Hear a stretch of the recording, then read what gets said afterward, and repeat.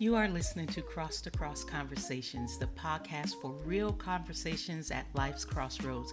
I am your host, Monica, prophetic minister and certified trauma-informed life coach.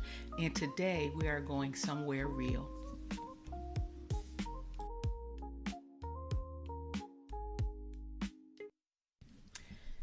Today I want to talk about a woman that we've all probably heard of before. This woman, she doesn't get named in scripture, so we don't really know much about her. We don't know much about her family. We don't quite know where she's from. We didn't know if she has a support group or if she just simply lived alone with this condition of hers. What we do know is that she had been bleeding for 12 years and she had spent everything she had trying to get better. She had seen every doctor, she tried every treatment, she exhausted every resource she could find. And after all of that, we read that she was not better, she was worse. 12 years. I'm sure by now you figured out that I'm speaking about the woman with the issue of blood. But I want you to sit with the number for a moment.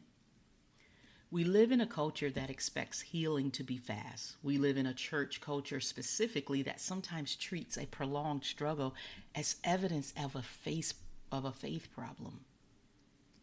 If you were really trusting God, they say, you would be over this by now. Or if you really believed, you would not still be dealing with that. But we know in this story, the woman believed, yet she was still bleeding. I want to talk about what was actually happening in her life, not just physically. I want to talk about what she was dealing with socially, culturally, spiritually, because healing at the end of this story, you can only appreciate it if you understand what she was carrying before she ever got to Yeshua. See, under Levitical law, a woman with a bleeding condition was considered ceremonially unclean. And I want you to understand what that means in real life because we tend to read that phrase and we move right past it. But that was basically a life sentence. She could not enter the temple.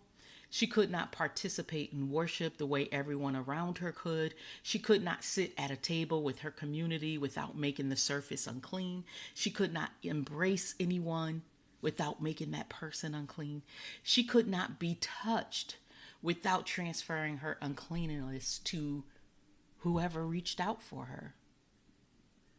So let me say that again. Anyone she touched became unclean.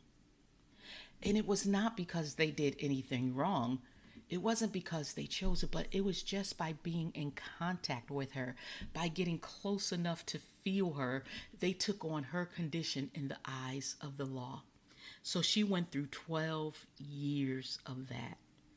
12 years of knowing that your presence is the problem. 12 years of watching people pull back or keep their distance or even look at you differently. 12 years of being the person that others have come to recover from being around. 12 years of carrying the weight of knowing that your need, your wound, your condition is contagious. Now, what I want you to do in this moment is I want you to sit and think about someone you know. And maybe that someone is you. I want you to think about the person who has been bleeding emotionally for years, not from a physical condition, but from rejection, from abandonment, from growing up in a home where love was conditional or absent or violent or unpredictable. Or maybe they're emotionally bleeding from relationships that took everything and left nothing, or from churches that wounded instead of healed, or from parents who never showed up or who showed up in ways that left marks. That kind of bleeding does not stay contained either. Because when a person has been living inside rejection long enough, or when abandonment has been normal long enough, when they have learned that people leave or people hurt or people cannot be trusted, they begin to see every relationship through that lens. And just like that woman, everything they touch takes on the condition of the wound. It does not mean they are bad people. It means they are bleeding people. The person who has never dealt with their rejection wound, they walk into new relationships and positions it before it ever has a chance. And it's not because they want to do that, but it is because they are interpreting everything the other person does through 12 years of evidence that says people leave, or people hurt, or people cannot be trusted. So they either push everyone away before they can be pushed, or they hold on so tight that they suffocate the very thing they are trying to keep. The person who carries unresolved abandonment either disappears before you can leave them, or they become so desperate for your presence that being around them starts to feel like drowning. And it's not because they are too much, but it's because they are bleeding and no one ever helped them stop bleeding. And what about acceptance? You know, that person that has to feel validated.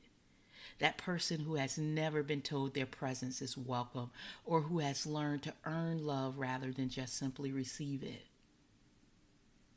Or that person who touches every new opportunity with that same unclean hand. They self-sabotage promotions. They talk themselves out of rooms they belong in. They shrink before anyone has even asked them to. See, what I want you to know is that they're not doing this on purpose. They're doing it because 12 years of a condition will shape the way you move through the world. It will shape what you believe you deserve. It will shape what you expect from people before they ever open their mouth. And the tragedy is that sometimes the people closest to them end up carrying the weight of a wound that they did not cause. And it's not because the bleeding person is toxic. It's because unaddressed wounds are contagious. Pain that has never been named and never been treated does not stay inside the person carrying it. It seeps into everything they touch. That is not a character flaw. That is a bleeding wound that needs more than time. It needs an encounter. And if you understand the story, or if you read the story about the woman with the issue of blood, you know that there was a crowd there. And in this instance, the crowd matters in this story. Because she came to Yeshua while she was still bleeding. She did not wait until she was healed to approach him. She did not clean herself up first and then show up. She pushed through the crowd in her condition, knowing that everyone she bumped into was technically taking on her uncleanness. And she reached for healing anyway. You have to admit that takes something, that takes a specific kind of desperate courage that only comes from being tired enough of your own suffering that the risk of being seen is smaller than the pain of staying in it one more day. Some of you listening right now are in that exact place. You are tired enough. You have been bleeding long enough. You have watched enough relationships take on the weight of your wound. You have sabotaged enough good things, and you have pushed away enough people who actually wanted to stay. And something in you is finally ready to stop managing the bleeding and start addressing the source. I want you to understand something. That is not a weakness. That is the bravest thing a person can do. And I want you to notice something about what Yeshua did not do when she touched him. He did not recoil. He didn't pull back, and he didn't look at her and say, "Do not touch me. You are unclean." No, he felt power go out from him towards her, which means when she reached, heaven responded, and her condition did not repel him. It moved him. So whatever you have been told about your wound making you too much or too damaged, maybe you've been told you're too broken or too needy or too far gone, I want you to hear this clearly today. You too can reach out and touch. Scripture says that she touched the hem of his garment and immediately the bleeding stopped. She felt it in her body. She knew she had been healed. But here is the part of the story that undoes it for me every time. Yeshua stopped in the middle of a crowd pressing in from every direction. He stopped and said, "Who touched me?" His disciples looked at him like he was asking a strange question. "There are people everywhere," they said. "What do you mean, who touched you?" And he said, "Somebody touched me because I felt power go out from me." He felt her. In a crowd of people all pressing against him, he felt one woman reach for her healing in faith, and he stopped everything to find her, not to correct her. He didn't expose her. He didn't make an example out of her violation of the law. No, he stopped to find her so he could look at her and give her something the healing alone could not give her. See, she could have slipped away, healed, but still unnamed. Still unseen, still the woman who snuck in from the outside and looked and took what she needed and disappeared back into her isolation. But Yeshua did not let that happen. She came forward. She was trembling, and we read that she fell at his feet and she told him everything, the whole truth. 12 years, the doctors, the money, all of it. And he said to her, "Daughter, your faith has made you whole. Go in peace." Daughter. He called her daughter. He didn't call her woman. He didn't say not you there or not the unclean one. He called her daughter. He gave her an identity in the moment he gave her healing.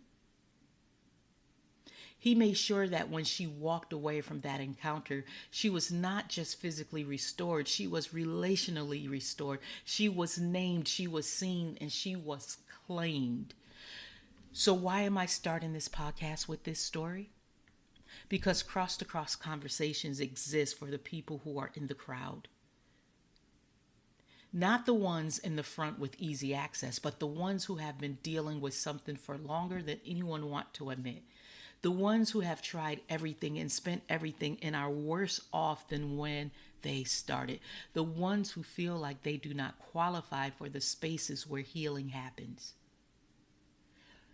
You know, that one who's tired of performing their faith when on the inside they are just trying to get to the hem. This podcast is not going to clean up your situation and make it sound inspiring before we have actually dealt with it.